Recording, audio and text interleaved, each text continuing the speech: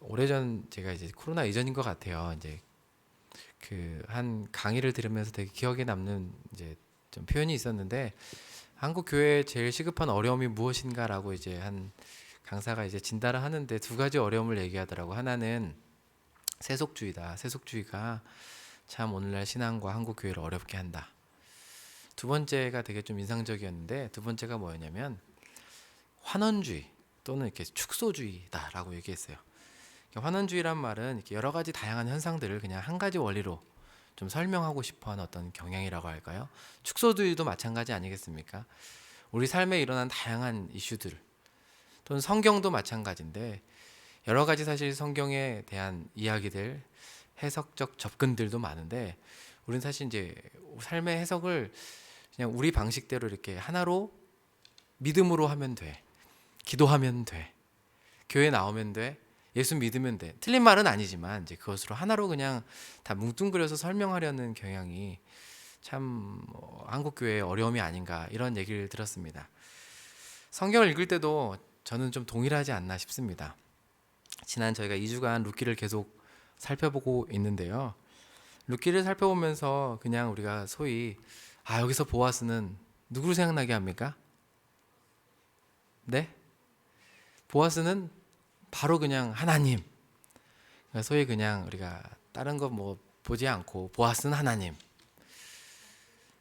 룻은 뭐 나로 해석을 해버리기도 쉽고 또는 이제 나오미가 나 같은 사람들. 또 여기서 등장하지만 이름이 없는 뭐 아무개일 수도 있고 오르바일 수도 있고 그냥 바로 이 성경에서 이야기하는 인물들을 자기 자신과 대입해서 묵상하고 적용할 수도 있습니다. 하지만 그렇게 했을 때 사실 이 성경 본문이 말하고자 하는 그 풍성함들을 오히려 놓칠 수 있고 본문이 무엇을 우리 가운데 정말 이 시대에 맞게 전하려는지 놓칠 수 있어서 한 번 더 생각해 보게 됩니다. 룻기는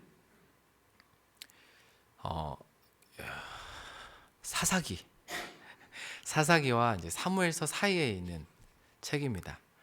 그래서 어떤 학자는 사실 사사기도 이제 시대적인 상황들도 그렇고 이스라엘 백성도 어둡지 않습니까? 근데 또 이제 사무엘서는 이제 다윗 왕조가 시작하는 어떠한 좀 이렇게 뭔가 희망찬 이야기들이 기록되어 있습니다. 근데 뭔가 양쪽 이 딱딱한 조개 껍질 사이에 있는 진주와도 같다 이렇게 표현하고 있습니다. 그냥 룻기를 그냥 보아스와 룻의 연애 이야기, 사랑 이야기 그리고 나서는 또 이제 다윗의 가문으로 이어진 어떠한 족보 이야기로만 해석하기엔 사실은 너무나도 풍성한 의미들이 담겨져 있는데 그 핵심 원리가 이제 2주간 동안 이제 헤세드 정말 언약적이고 신실한 충성과 사랑이 결합된 말 약한 자가 궁궁에 처해 있을 때 강한 자가 굳이 그럴 의무가 없음에도 불구하고 자발적으로 보이는 그런 언약적인 충성들 사실 이 헤세드가 어떻게 여기서 이루어지고 있는가를 다루는 책이라고 나누었습니다.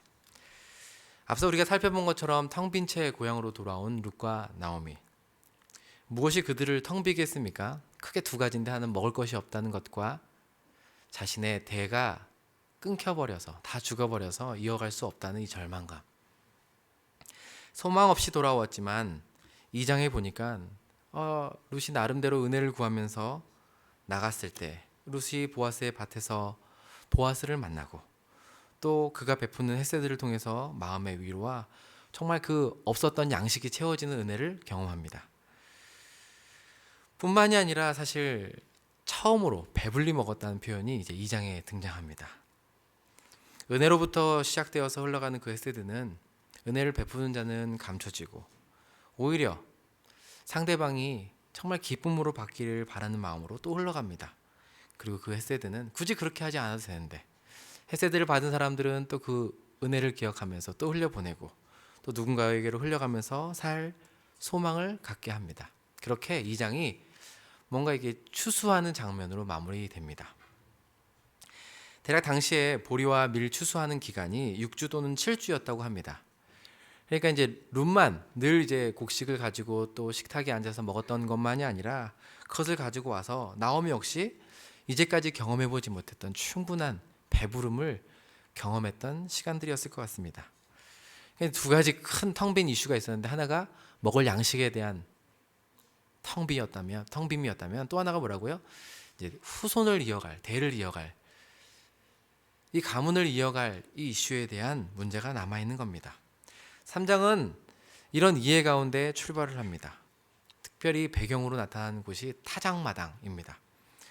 그러니까는 적극적이고 또 주도적인 나오미 역할이 대두됩니다.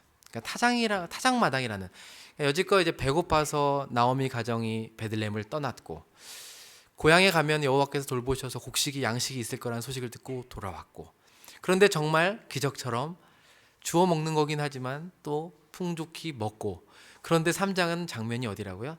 정말 그것들을 타작하는 타작마당입니다.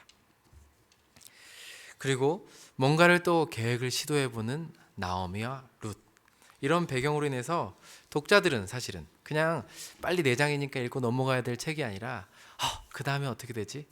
그 다음에 무슨 일이 펼쳐질까? 이런 기대감을 갖게 하는 장이 바로 3장이고, 가장 룻기 4장 중에서 가장 중요한 장이 또 3장이기도 합니다. 남편과 자녀 없이 시어머니를 따라 나선 그 이방 여인이 정말 자기의 인생을 채워줄 수 있는 한 남자를 만났습니다. 그럴 때 무슨 일이 일어나게 될 것인가? 과연 이 남자는 이 기회를, 아니면 이것을 어떻게 이용할 것인가? 호기심을 불러일으킵니다. 오늘은 이 나오미와 룻이 또 보아스를 통해서 사실 궁극적으로 누리길 원하는 그 헤세드, 그의 가정을 이루고 또 자손이 이루어지는 그런 헤세드를 기다리면서 이 헤세드가 이루어지기까지 꼭 필요한 것이 무엇인가, 이제 본문에서 2가지를 살펴보려고 합니다. 결론부터 말씀드리면 2가지는 용기와 인내입니다. 같이 한번 따라해 볼까요? 용기와 인내입니다. 혹시 이제 둘 중에 하나만 들으시다가 이렇게 깜빡 또 주무실 수도 있고, 또 이제 잊어버릴 수 있는데 처음부터 그냥 다 얘기하고 시작합니다. 용기와 뭐라고요? 인내입니다. 용기란 말을 국어사전에 찾아보면 이렇습니다. 씩씩하고 굳센 기운, 사물을 겁내지 아니하는 기계라고 표현하고 있습니다. 아마 익히들 아실 것 같습니다. 저 사람 참 용기 있다 라고 말했을 때 생각나는 사람들 있지 않습니까? 네, 오늘 룻을 통해서 살펴보고자 하는 용기는 조금은 다릅니다. 먼저는 룻에게 드러나는 용기는 하나는 이제 순종하는 용기입니다. 순종하는 용기. 3장은 이전과 다르게 매우 주도적으로 담대한 계획을 세우는 나오미로부터 시작을 합니다. 우리 1절 한번 같이 읽어보도록 할까요? 1절 한번 읽어보겠습니다. 시작. 내 딸아, 내가 너를 위하여 안식할 곳을 구하여 너를 복되게 하여야 하지 않겠느냐. 근데 1장과 2장의 나오미를 생각하면 사실은 이런 제안이 나올 수 없는 표현들입니다. 그 1장에 기억나십니까? 정말 자기가 이제 나오미가 아니라고, 나오미란 이름이 뜻이 기쁨인데 자기를 하나님께서 나를 치셔가지고 저주받았다, 쓰다, 말하라고 하라고, 사실 이제 불평과 불만, 원망밖에 없었던 사람이었습니다. 2장에서는 어떻습니까?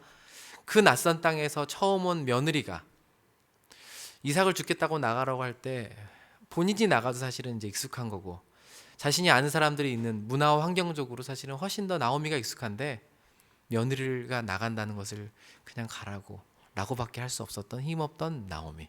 그런데 3장의 나오미는 좀 다릅니다. 내가 너에게 안식할 곳을 구하여 복되게 하겠다.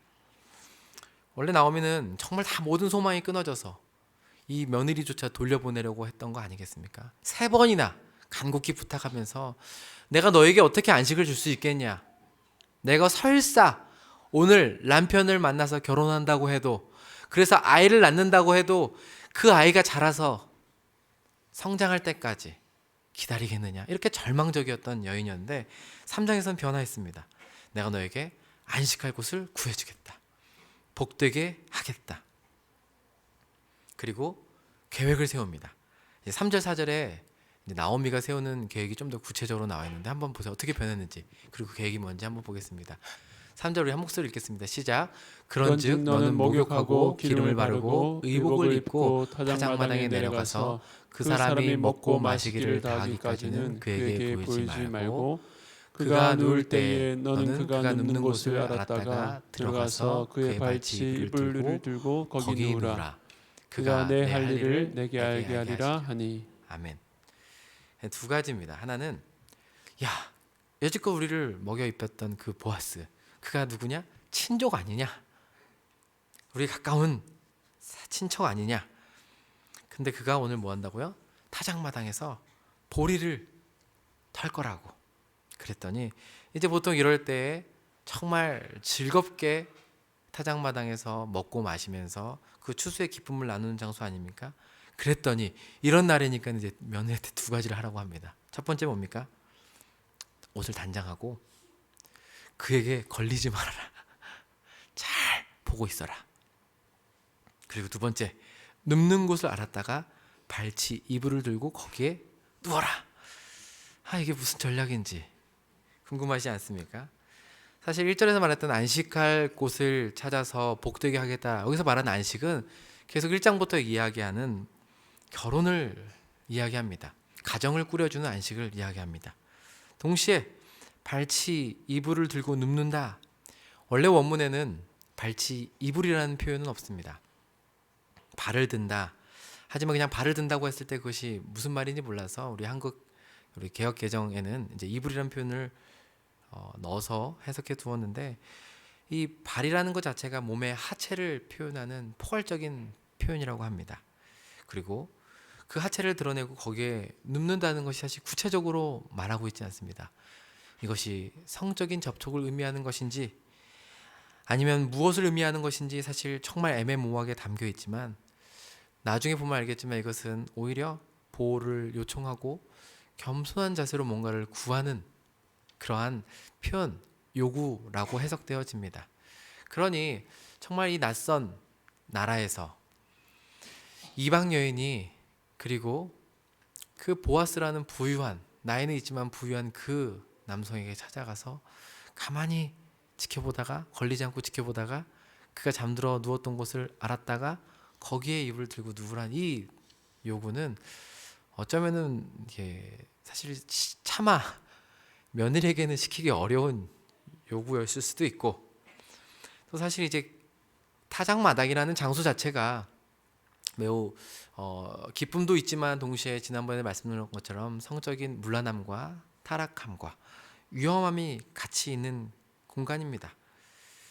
그러니 사실 이런 것들을 시키는 나오미도 조금 이해가 안 되지만 동시에 이것들을 또 받아들이고 있는 룻도 사실은 어떤 마음일지 좀 의아합니다. 아니 이렇게 생각할 수도 있지 않겠습니까? 이제까지 이 시어머니가 내가 겨우겨우 이렇게 주워온 이삭으로 먹여주었더니 이제는 좀 힘이 생겨가지고 나에게 이상한 거 시키는 건 아닌가. 말도 되는 것 같지 않고 사실은 구체적이지도 않습니다. 뭔가 구체적이긴 한데 그렇게 하면 그가 너에게 할 말을 가르쳐 주겠다, 뭐 이런 말도 안 되는 얘기들로 가보라고 이제 요구하는 겁니다. 당시 이렇게 갔을 때 남들의 시선에 대한 위험도 있습니다. 몸을 파는 여인처럼 여겨줄 수 있고, 뭐 지금처럼 뭐 전등이 환하게 밝혀 있어가지고 보아스가 저기에 누웠다, 저기에 들어가면 되겠다 이러는 게 아니라 어쩌면 캄캄해서 다른 데 들어갈 수도 있는 상황 아니겠습니까? 그리고 그렇게 요구했을 때 보아스가 거절하면 또 어떻습니까? 다 술에 취해서 흥겨워했을 때 한밤중에 무슨 일이 일어날지 모릅니다. 말도 안 되는 것 같고 정말 구체적이지 않고 너무 무모한 계획이지만 룻의 반응이 인상적입니다. 룻의 반응이 두 번에 걸쳐서 동일한 표현으로 5장 5절과 6절에 나와 있는데요. 우리 한번 자막 보면서 같이 제가 이제 같은 표현만 좀 보여드리겠습니다. 한번 같이 읽어볼까요? 시작. 룻이 시어머니에게 이르되 어머니의 말씀대로 내가 다 행하리다 하니라. 그가 타작마당으로 내려가서 시어머니 명령대로 다 하니라. 그 이유가 뭔지 다 설명도 되지 않고 어떻게 결과가 일어날지 모르겠지만 룻의 답변은 이렇습니다. 갑자기 의욕이 생겨서 뭔가를 하려는 나오미에게 이상한 비난이 아니라 자기가 어머니의 말대로 순종하겠다고 합니다. 그리고 실제적으로 다 어머니의 뜻대로 준행하였다라고 고백합니다. 룻의 순종을 보면서 저는 이제 창세기 24장에 아브라함이 이삭의 아내를 구하려 할 때 종을 부르지 않습니까? 종을 보낼 때 그 종이 생각이 났습니다. 자신의 아들에게 맞는 아내를, 며느리를 구하려 보낼 때 종에게 어디로 가야 될지, 누굴 만날지 계획을 다 알 수 없는데 그 종을 보냅니다. 하지만 그 종의 태도가 어떻습니까? 뭔가 구체적인 지침을 주십시오, 사인을 주십시오, 이런 것이 아니라 주인의 하나님을 신뢰하면서 순종한 것처럼, 다 알지 못해도, 알 수 없어도 지금 룻에게 보여주는 이 용기는 뭐냐? 네, 어머니의 말씀이라면은 내가 듣겠습니다. 그 모든 것을 이해할 수 없을 때에도 듣겠습니다. 이거는 정말 용기가 아니라면 할 수 없는 순종이라는 것입니다. 뿐만이 아니라 룻의 용기는 단순히 순종한 용기일 뿐만이 아니라 그 용기를 가지고 정말 그 예측되지 않고 무슨 말을 해야 될지 알지 못하는 그 상황 가운데서 용기 있는 고백으로 한 걸음 더 나아가는 장면을 보여줍니다. 정말 어머니가 시킨 대로 그대로 했습니다. 하지만 그대로 한 것만이 아니라 그 발치 아래 누워있는 여인을 보면서 보아스가 발견하고 깜짝 놀라면서 묻습니다. 뭐라고 묻습니까? 네가 누구냐? 라고 묻습니다. 네가 누구냐? 이 내가 누구냐는 질문은 사실 어쩌면은 이 상황에서는 전혀 어울리지 않는 질문과도 같습니다. 이 질문은 보아스가 얼마나 특별한 행동을 취하고 있는 사람인지를 사실 나타내 보여주는 질문입니다. 웬만한 사람이라면 어떻겠습니까? 추수할 때 기분이 좋아서 술에 취해서 정말 기쁨 가운데 자고 있는데 잠결에 발치에 누운 어떤 사람인지 모르겠지만 그 여인이 누군가 누워있을 때, 그것들을 발견했을 때, 그와 피부가 닿았을 때 어쩌면 그게 성적인 쾌락만 원한다면 사실 이런 질문이 필요 없지 않습니다. 하지만 보아스는 그 상황 가운데서 너가 누군지를 묻습니다. 이것은 정체성을 묻는 질문과도 같습니다. 이게 얼마나 어려운 일이냐면 여러분, 창세기 29장에 보면 여러분 그 야곱 기억하지 않습니까? 너무나도 사랑한 라헬을 얻기 위하여서 정말 애쓰고 수고하여서 라헬과 결혼한 야곱. 너무나 사랑해서 결혼했는데 눈 떠보니 누굽니까? 레아입니다. 눈 떠보니 레아. 근데 지금 보아스는 어떻게 다루고 있습니까? 그 밤중에 잠결에 눈 떠보니 그냥 어떻게 엎질러지고 저질러진 것이 아니라 그때에도 정신을 차려서 네가 누구인지를 묻습니다. 이 질문은 독자들로 하여금 아니 이런 질문을 한 보아스도 참 대단한데 과연 룻이 뭐라고 말할까라 궁금증을 자아하게 합니다. 저는 모압 여인입니다. 이전처럼 이야기할까? 저는 과부입니다. 저는 나오미 며느리입니다. 아니면 좀 더 적극적으로 당신의 여자입니다. 라고 할까? 그런데 그녀의 답은 무엇입니까? 이렇게 고백합니다. 나는 룻, 당신의 시녀입니다. 이제 그냥 히브리 원어를 그대로 표현하면 나는 룻, 당신의 시녀입니다. 모압 여인이요, 이전까지는 자기를 과부고 이방 여인으로 소개했던 것과 다르게 지금은 나오미 며느리 말론의 아내가 아니라 마치 결혼을 전제로 하면서 한 여성으로서의 그 여성성을 드러내는 것처럼 저는 고유한 인격을 지닌 여인으로서 룻입니다. 동시에 당신의 시녀입니다. 뿐만이 아닙니다. 하나 더 나아가서 담대하게 이렇게 요청합니다. 당신의 날개를 펴서 당신의 시녀를 덮으소서. 이 날개는 비유적인 표현으로 어떻게 보면 이제 옷자락과 같다는 말이기도 합니다. 당신의 옷으로 당신의 시녀를 덮으소서. 우리 문화에선 잘 이해가 안 가지만은 에스겔서 16장에 보면은 여호와께서 이스라엘 백성을 선택해서 결혼한 것을 날개로 이렇게 품었다라고 표현합니다. 여기서 말하는 시녀도 단순히 시종을 드는 여인으로서가 아니라 결혼을 염두에 두고 쓴 표현으로 사실 이것은 어떤 의미에서 청혼과도 같은 고백입니다. 근데 여러분, 이것이 오늘날처럼 여자가 먼저 좋아하는 남자에게 사랑 고백할 수 있지 라는 것이 아니라 당시 문화에서 보면은 매우 파격적이고 용기 있는 행동이 아닐 수 없습니다. 왜 그렇습니까? 사실 이 장소 자체가 너무나도 오해받기 쉬운 장소일 수 있습니다. 말씀드린 것처럼 타작마당 자체가 어떻게 보면 성적인 문란함으로 가득했던 장소이기 때문에 자신이 다르게 비춰질 수 있다는 겁니다. 동시에 신분적으로도 이방인인 모압 여자 과부 룻이 당대 제일 유력한 사람 보아스에게 청혼을 하는 상황 아니겠습니까? 이것은 정말 그냥 신분적으로나 당시 상황적으로도 매우 이례적인, 사실 이렇게 할 수가 없는 일을 지금 룻이 시도하고 있는 것입니다. 뿐만이 아니라 당시 청혼은 어떻습니까? 여자가 아니라 남자가 먼저 이야기를 하는 것입니다. 그래서 지참금을 주고 데려오거나 이렇게 맞아들이는 문화입니다. 이런 쉽지 않은 문화 환경 가운데서도 사실 룻은 담대하게 외칠 수 있는 그 용기, 그 용기의 근원이 무엇일까요? 뭐라고 이야기하냐면은 이렇게 이야기합니다.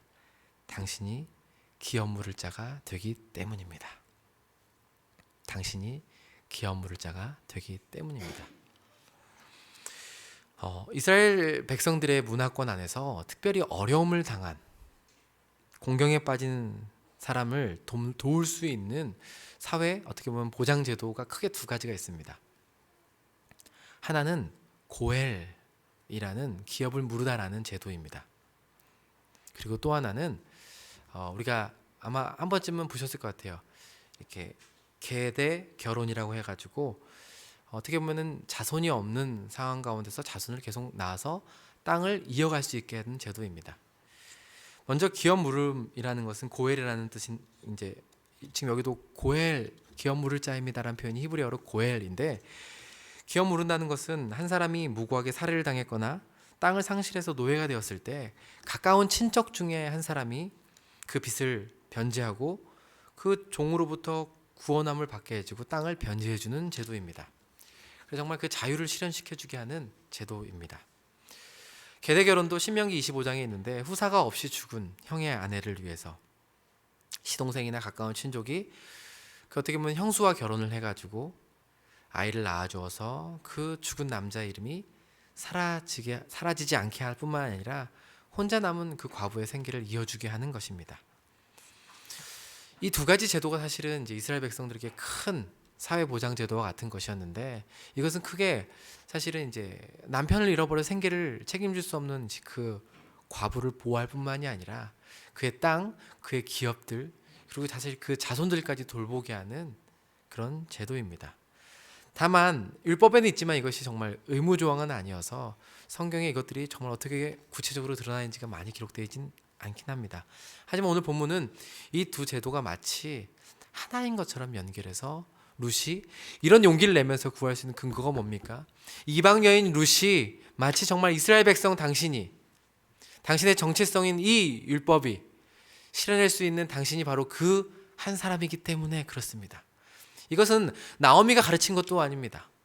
본인 룻이 이방 여인 룻이 지금 이스라엘 백성 중에서 가장 유력한 자에게 그리고 가까운 친족에게 가서 당신이 유일한 나에게 있어서 우리의 대를 잇게 할 수 있는 사람이기 때문에 그렇습니다 하면서 용기를 내는 것입니다. 이런 용기는 여러분 우리가 소위 말하는 아까서 이야기했던 어떤 기질적인 담대함이나 기계를 이야기하지 않습니다. 개인적인 성향으로 용감한 사람이 우리 중에 몇몇이 있습니다. 하지만 지금 룻이 보여주는 순종하면서 나아가는 이 용기와 또 이런 고백적인 용기는 단순히 우리의 인간적인 성향에서 나오는 용기가 아닙니다. 그것과는 조금 다릅니다. 그 용기의 근원이 무엇입니까? 바로 룻기 2장 12절. 우리 한번 자막에 되어 있는데요. 같이 한번 읽어보겠습니다. 함께 읽겠습니다. 시작. 여호와께서 내가 행한 일에 보답하시기를 원하며 이스라엘 하나님 여호와께서 그의 날개 아래 보호를 받으러 온 내게 온전한 상 주시기를 원하노라 하는지라. 사실 보아스가 룻의 이야기를 들으면서 또 룻이 자기의 고국과 백성과 자기의 신을 떠나서 나오미를 붙쫓은 것을 기억하면서 했던 고백입니다. 이 보아스의 헤세드를 경험한 룻이 정말 이 말대로 당신의 하나님이 정말 그런 하나님이라면 룻은 그 보아스가 여호와의 날개 아래 보호함을 받으러 온 내게 여호와께서 복 주시기를 원한다. 이것을 붙잡으면서 당신이 그렇게 말씀하지 않으셨습니까? 당신의 날개로 그러면 나를 이 하녀와 같은 시녀와 같은 나를 덮음으로써 그 언약을 성취시켜 주십시오. 요구하는 겁니다. 할 수 있는 것을 하는 것도 용기입니다. 해야 할 일을 하는 것도 용기입니다. 하지만 여러분, 이 정말 그 약속의 말씀을 붙잡고 하는 용기는 그 용기와 조금 다릅니다. 이전에 나라면 감히 할 수 없었던 그 일들, 인간적인 육신의 나라면 생각조차 할 수 없었던 그 일들을 행동으로 옮기고 입으로 고백하는 것입니다. 즉, 이 용기는 그 말씀을 믿음으로부터 오는 용기라는 사실입니다. 하나님이 진정 이러한 분 아니시겠습니까? 정말 당신이 이러한 분이시라면 그 약속대로 이 일을 이루어 주십시오 라고 요청하는 겁니다. 결혼을 한 가정들을 보면 우리는 사실 어느 정도 이런 부분을 지나온 것 같기도 합니다. 물론 아직 미혼이신 우리 청년들이나 우리 아이들은 또 다르겠지만 우리 그런 거 해보지 않았습니까? 어떻게 결혼을 결정하게 되셨습니까? 라는 질문에 뭐라고 대답하셨습니까? 딱 보니까 이 사람이었습니다. 뭐 이런 말은 아니었지만 그래도 어느 순간 이 사람이라면 평생 같이 하고 싶다는 확신이 들었습니다. 이런 거 해보지 않으셨습니까? 전 해봤던 것 같습니다. 무슨 용기인지 모르겠습니다. 뭐가 저로 하여금 그렇게 이 사람을 책임지겠다고 말하게 했는지도 모르겠습니다. 다 알 수도 없고 알지도 못하고 살아보지도 않았지만 그래도 이제까지 봐왔던 이 사람이라면 이 사람과 평생 같이 하고 싶다는 그런 용기들. 물론 결혼하고 나서 내가 왜 그랬었을까 뭐 이런 생각도 가끔씩은 하지만 다시 돌아가라면 사실 그때 그 용기를 낼 수 없었던 용기들이 있지 않으십니까? 오래전에 제가 섬겼던 교회에서 한 자매가 그 형제랑 되게 어려운 과정 가운데 겪고 되게 신앙생활을 어렵게 했던 자매가 있었습니다. 그 자매가 이렇게 사역을 다 내려놓고 예배만 드리면서 이렇게 좀 회복의 시간들을 갖고 있었을 때였습니다.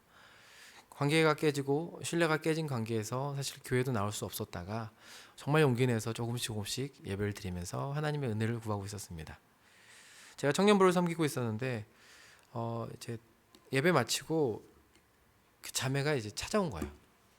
왜 찾아왔냐면 사실 그 주간에 그 예배 때에 저희도 이제 뭐 방송실이 이제 뒤에 있지만 자막을 넘기고 하다 보면 이제 좀 많이 좀 실수도 있고 뭐 오타도 있고 그러지 않습니까? 근데 이제 그 당시 제가 청년부 섬겼을 때 어느 정도냐면은 이제 너무 오타가 심한 거예요. 오타가 심하고 넘기는 것도 안 맞아서 아이들이 처음에는 이게 자막이 안 넘어가면 다들 이렇게 저희는 이제 그러지 않으면만 이렇게 다 뒤로 쳐다보면서 방송실을 쳐다보는 막 이런 분위기였던 거예요. 그리고 이제 막 청년이다 보니까 짓궂게 방송실에서 섬기는 우리 청년 또 다른 지체들 향해서 막 문자 보내가지고 막 자고 있는 거 아니냐고 막 똑바로 차리라고 막 이런 것들 막 보내고 있었단 말이죠. 그런데 그때 유난히도 사실은 이제 방송실에서 뭐가 많이 틀렸던 날이었어요. 근데 그 자매가 찾아오는 거예요. 그래서 저한테 뭐라고 부르냐면 제가 사실 그때 예배 팀을 또 담당하고 있었거든요. 그러니까 방어적으로 이제 그 예배 자막이 많이 틀리는데 이 얘기를 먼저 딱 꺼내는 거예요. 그래서 일단 제가 이제 뭔가 이렇게 또 제가 담당하는 부서이고 청년이긴 하니까 뭔가 이렇게 괜히 방어하는 마음이 들어서 네 그게 좀 하면서 드리고 있었는데 그 자매가 저한테 그 얘기를 하는 거예요. 자막이 자꾸 오타가 나고 많이 틀리는데 이제 보통 이제 그러면 준비를 더 하셔야 되던가 아니면은 미리 확인을 해보시던가 연습을 더 해보시던가 막 이런 얘기들 많이 하잖아요. 근데 그 자매가 그렇게 얘기를 하는 거예요. 자기도 이런 거 처음인데 틀리는 자막을 보면서 혹시 방송실에 섬기는 사람이 부족한가? 이런 생각이 들었대요. 제가 그 얘기 듣고 막 눈물이 나는 걸 꾹 참았습니다.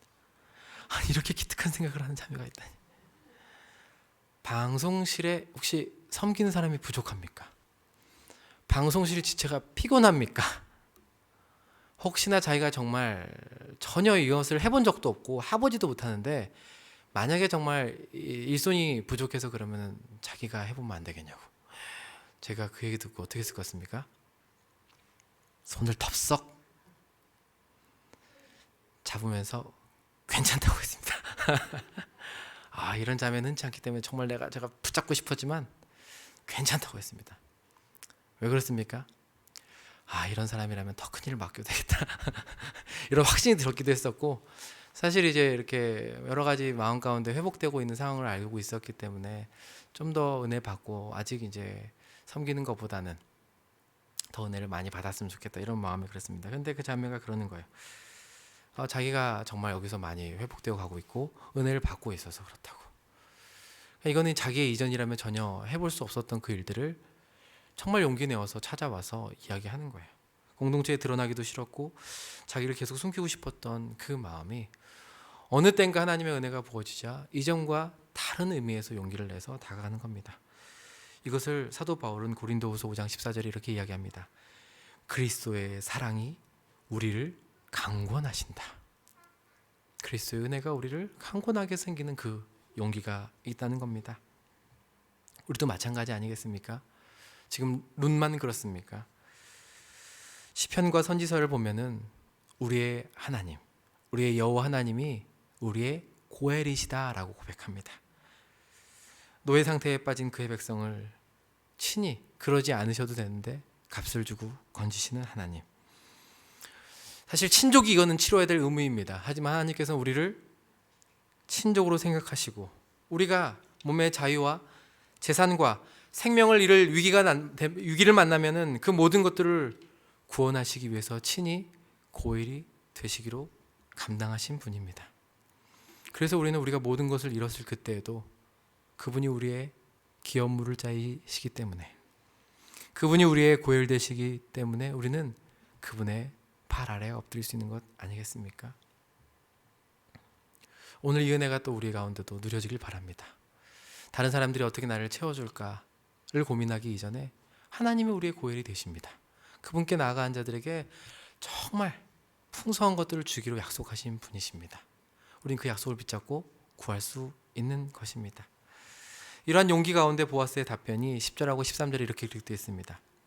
과연 이런 용기는 청혼에 어떻게 답변할까?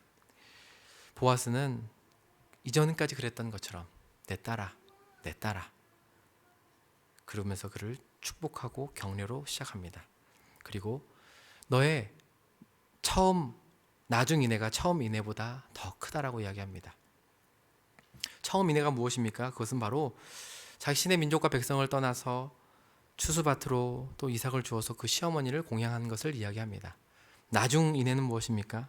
그것은 가난하거나 부하거나 젊은 자를 따르지 않고 자기에게 청혼을 요청한 것 아니겠습니까?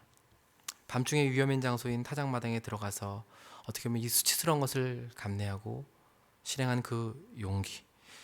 그럼에도 불구하고 룻은 기업 물을 자인 보아스와 결혼해서 사실은 아이를 낳아서 어떻게 하길 위하는 것입니까? 혹여나 하나님께서 를 베푸시면은 그 대를 이어서 나오미와 엘리멜렉의 가문의 대를 잇기 위한 헤세드인 것을 알기 때문에 그렇습니다. 가만히 살펴보면 룻이 결혼할 기회가 없었던 것도 아닙니다. 룻에게는 빈부를 물러나고 아까 보아스가 얘기했던 것처럼 다른 젊은이와 결혼할 수도 있었다는 겁니다.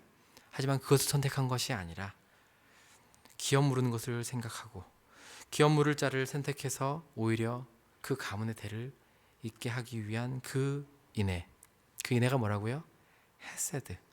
그 헤세드가 참 크다라고 격려하는 겁니다. 그리고 두려워하지 마라. 너를 다 알고 있다 라고 격려합니다.